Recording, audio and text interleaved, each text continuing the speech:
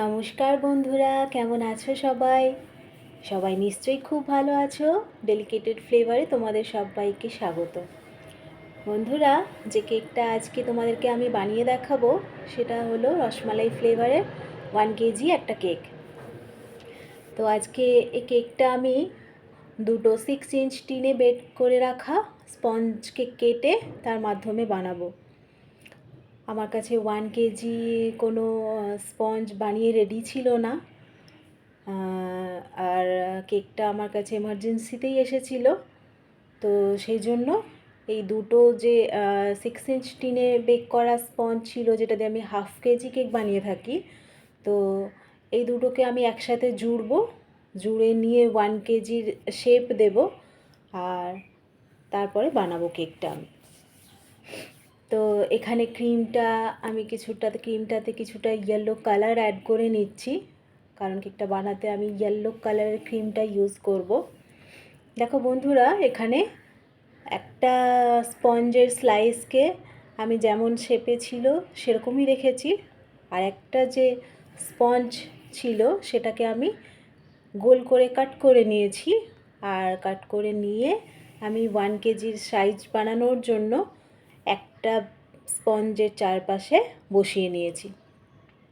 এইভাবেই জুড়ে জুড়ে কিন্তু আমি দুটো কেক বানিয়ে নেব। তো আমি এখানে কিছুটা সুগার সিরাপ স্প্রে করে নিয়েছি, তারপর তার উপরে ক্রিম অ্যাপ্লাই করছি, আর তার উপরে কিন্তু কিছুটা রসমালাই ফ্লেভারও আমি অ্যাড করে নিয়েছি।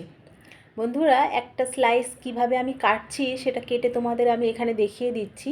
দেখো, স্লাইসটাকে আমি মিডিল থেকে আগে কাট করে নিয়েছি, তারপরে ওটাকে এইভাবে গোল গোল শেপের আকারে নিয়ে তারপরে কিন্তু আমি এর চারপাশে বসিয়ে নিচ্ছি। এইভাবে আমি যে বসিয়ে নিচ্ছি, এতে কিন্তু কেকের শেপের কোনো প্রবলেম হবে না।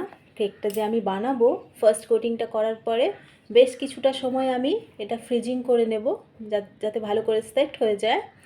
আর তারপরে এইভাবে আমি জুড়ে যে বানিয়েছি তাতে শেপের আমার কিন্তু কোনো প্রবলেম হবে না। তো তোমরাও চাইলে একবার এইভাবে কিন্তু বানিয়ে দেখতে পারো। কোনো সময় এমার্জেন্সি অর্ডার এসে গেলে 1 কেজি স্পঞ্জ বানানোর যদি টাইম না থাকে, তো এইভাবে ইজিলি কিন্তু দুটো ব্রেড ইউজ করে তোমরা বানাতে পারো। দেখো, আমার কিন্তু প্রপার শেপই এসে গেছে। প্যালেট নাইফের সাহায্যে ক্রিম ইউজ করে আমি একদম ওপরের ক্রাম কোটিংটা করে নিচ্ছি। আর এরপর ফ্রিজিং করার জন্য কিন্তু আমি প্রায় 2 ঘন্টা মতো রেখে দিয়েছিলাম। 2 ঘন্টা ফ্রিজিং হওয়ার পরে আমি এখানে সেকেন্ড লেয়ারটা দিচ্ছি। তো প্যালেট নাইফের সাহায্যে আমি ওপরের থেকে ক্রিমটা অ্যাপ্লাই করে ভালো করে স্প্রেড করে দিচ্ছি, আর সাইডটাতেও সেমভাবে আমি ক্রিমটা অ্যাপ্লাই করছি। এরপরে একটা স্ক্র্যাপারের সাহায্যে আমি সাইডের সারফেসটা একদম স্মুথ বানিয়ে নিচ্ছি। এখানে আমি একটা চিরুনি স্ক্র্যাপার ইউজ করছি, কারণ সাইডের সারফেসটা আমি কোম্বের স্টাইলে বানাবো তাই। আর ওপরের সারফেসটাও আমি সার্ফ এজেস বানিয়ে নিচ্ছি, যাতে একটা প্রপার শেপ এসে যায় ব্রেডটা। এবার একটা পাইপিং ব্যাগে কিছুটা ক্রিম আমি ভরে নিয়েছি, আর একটা নজেলের সাহায্যে আমি নিচে বর্ডার দিয়ে নিচ্ছি। উপরেও সেম একইভাবে আমি সেম নজেলই ইউজ করে বর্ডারটা বানিয়ে নিচ্ছি। এখানে যেই নজেলের সাহায্যে আমরা মোদক বানাই সেই নজেলটা আমি ইউজ করছি। তো বন্ধুরা, এরপরে দেখো, রসমালাইগুলোকে আমি লম্বালম্বিভাবে স্লাইস করে কেটে নিয়েছি, আর কেকের ওপরে প্লেস করে দিচ্ছি। এরপরে ওই যে বর্ডার বানিয়েছিলাম আমি নিচে, সেম পাইপিং ব্যাগের ইউজ করে যেখানে যেখানে আমি রসমালাইগুলো বসিয়েছি তার মাঝখানে একটা করে ফ্লাওয়ার বানিয়ে দিচ্ছি।